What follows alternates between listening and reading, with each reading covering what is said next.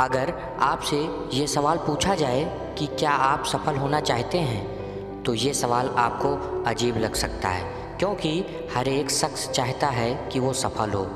हमारे क्षेत्र भले ही अलग अलग हों, लेकिन हम सबका लक्ष्य एक ही होता है, सफलता को पाना। लेकिन पूरी तरह सफल नहीं हो पाने के पीछे एक बड़ा कारण होता है, बात करने का हुनर ना आना।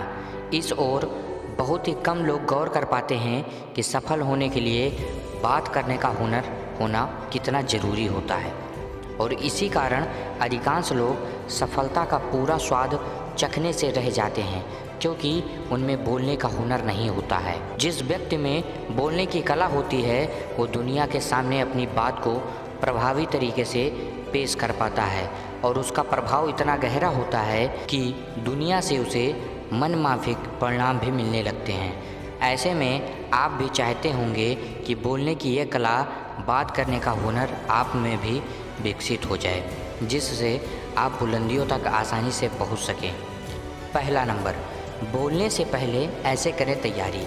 जब भी आपको बहुत से लोगों के बीच खड़े होकर अपनी बात कहनी होती है या किसी मीटिंग में प्रेजेंटेशन देनी होती है, तो शुरुआत में नर्वस होना स्वाभाविक ही है, लेकिन इस बेचैनी को खुद पर हावी मत होने दीजिए। सार्वजनिक मंच पर बोलने से पहले अपने दिमाग को शांत रखिए और गहरी सांस लीजिए।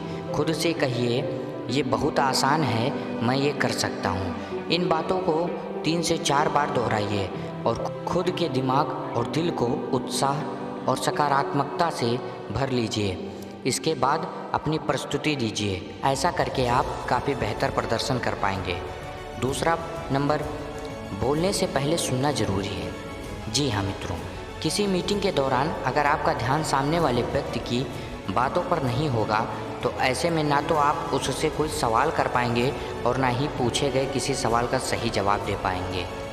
इस स्थिति से बचने और प्रभावी प्रस्तुति देने के लिए ये ज़रूरी है कि आप बातों को ध्यान से सुनिए।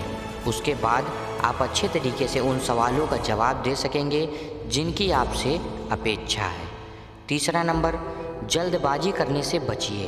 कई बार ऐसा होता है कि लोगों के बीच बोलते समय आप जल्द से जल्द उत्तर देकर अपना प्रभाव बनाने की कोशिश करने लगते हैं, और ऐसे में हड़बड़ी में अस्पष्ट जवाब देने लगते हैं, जो सवाल पूछने वालों को समझ नहीं आ पाता है और आपका प्रभाव बढ़ने की बजाय कम होता जाता है।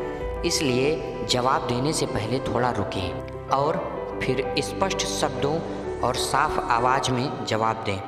बोलने की कला बेहद आसान कला है, बस इसे समझने की देर है। एक बार आप ये कला सीख जाएं, तो फिर आपके लिए अपनी बात रखना, मीटिंग में बोलना या सार्वजनिक मंच पर अपने विचार प्रस्तुत करना बहुत ही आसान हो जाएगा। अगर आप भी चाहते हैं कि आप इस कला में माहिर हो जाएं, तो अभी से इन छोटी छोटी बातों का अभ्यास करना शुरू कर दीजिए, और ऐसा करने पर आप पाएंगे कि कुछ ही दिनों में आपने अपनी इस कला के जरिए सफलता तक पहुंचने का रास्ता बना ही लिया है।